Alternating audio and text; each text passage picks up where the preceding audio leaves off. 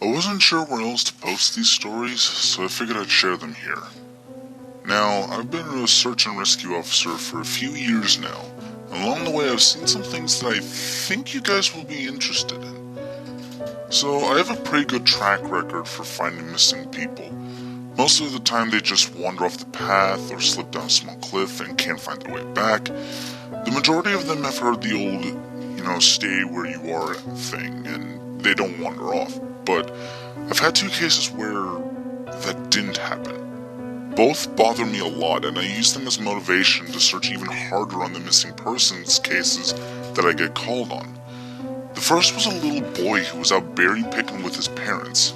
He and his sister were together, and both of them went missing around the same time.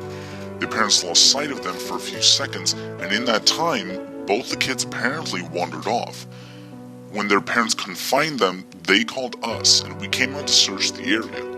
We found the daughter pretty quickly, and when we asked where her brother was, she told us that he'd been taken away by the bear man. She said he gave her berries and told her to stay quiet, and that he wanted to play with her brother for a while. The last she saw of her brother, he was riding on the shoulders of the bear man and seemed pretty calm. Of course, our first immediate thought was abduction, but the thing is, we never found a trace of another person in the area. The little girl was also insistent that he wasn't a normal man, but that he was tall and covered in hair, quote, like a bear, and that he had a weird face. We searched that area for weeks. It was one of the longest calls I've ever been on.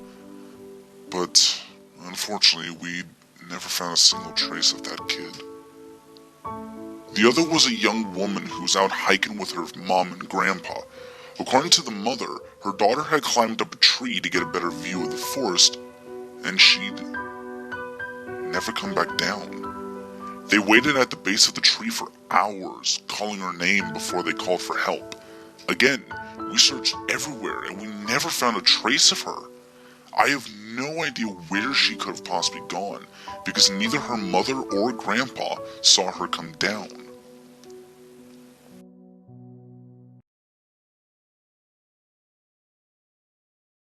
Okay, so a few times I've been out on my own searching with a canine, and they've tried to lead me straight up cliffs.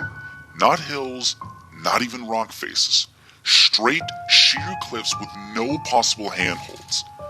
It's always baffling, and in those cases, we usually find the person on the other side of the cliff, or miles away from where the canine had led us. I'm sure there's some kind of an explanation for this, but it's just really strange.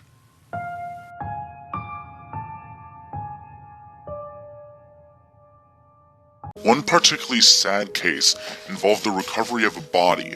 A 9-year-old girl fell down an embankment and got impaled on a dead tree at the base. Now, it was a complete freak accident, but I'll never forget the sound her mother made when we told her what had happened. She saw the body bag being loaded into the ambulance and let out the most haunting, heartbroken wail I've ever heard. It was like her whole life was crashing down around her, and a part of her had died with her daughter. I heard from another S.A.R. officer that she killed herself a few weeks after it happened. She just couldn't live with the loss of her daughter.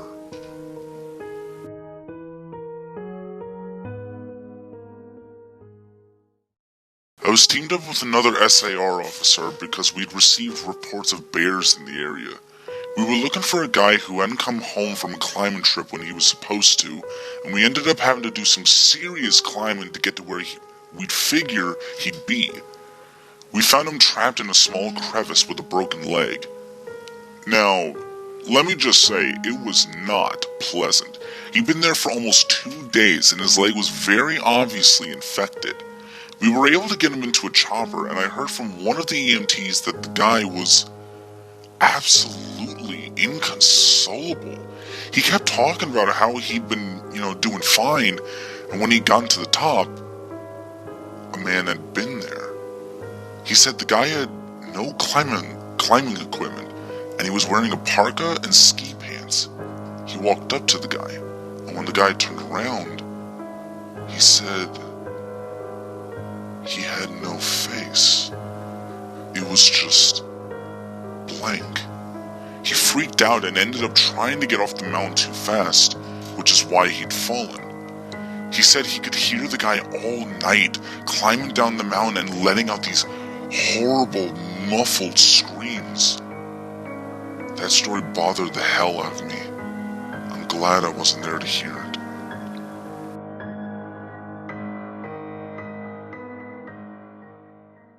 One of the scariest things I've ever had happen to me involved the search for a young woman who'd gotten separated from her hiking group. We were out until late at night because the dogs had picked up her scent. When we found her, she was curled up under a large rotted log. She was missing her shoes and pack and was clearly in shock, though she didn't seem to have any injuries, so we were able to get her to walk with us back to base ops. Along the way, she kept looking behind us and asking why, quote, that big man with black eyes, end quote, was following us. We couldn't see anyone, so we just wrote it off as some weird symptom of shock. The thing is, the closer we got to base, the more agitated this woman got. She kept asking me to tell him to stop making faces at her. At one point, she even stopped and turned around and started yelling into the forest, saying that she wanted him to leave her alone, that she wasn't going to go with him, and that she wouldn't give us to him. We finally got her to keep moving, but we started hearing these weird noises coming from all around us. It was almost like coughing, but more rhythmic and deeper. It was almost insect-like. I don't really know how else to describe it. When we were within sight of base ops, the woman turns to me, and her eyes are about as wide as I can imagine a human could open them. She touches my shoulder and says to me, "He tells you to hurry up. He doesn't like looking at the scar on your neck." Now, okay, I'm just gonna say it. I have a very small scar on the base of my neck, but it's mostly hidden under my collar, and I just simply have no idea how this woman saw it. Right after she said that, I heard that weird coughing shit right in my ear, and I just about jumped out of my skin. I hustled her to ops, trying not to show how freaked out I was, but I have to say, I was really, really happy when we left the area that night.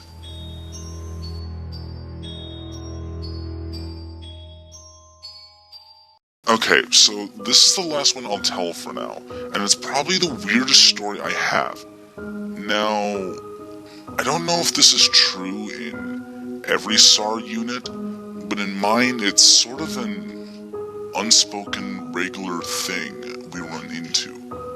Now, you can try asking about with other S.A.R officers, but even if they know what you're talking about, they probably won't say anything about it. Now, we've been told not to talk about it by our superiors, and at this point, we've all gotten so used to it that it doesn't even seem weird anymore. On just about every case where we're really far out into the wilderness, I'm talking 30 or 40 miles maybe, at some point, we'll find a staircase in the middle of the woods. Now, it's almost like if you took the stairs in your house, cut them out, and put them in the forest. I asked about it the first time I saw some, and the other officer just told me not to worry about it, that it was normal. Now, everyone I asked said the same thing. I wanted to go check them out, but I was told, very seriously, that I should never go near any of them. At this point, I just sort of ignore them now when I run into them because it happens so frequently. I have a lot more stories, and I suppose if anyone's interested, I'll tell some of them tomorrow. If anyone has any theories about the stairs, or, if you've seen them too, please let me know.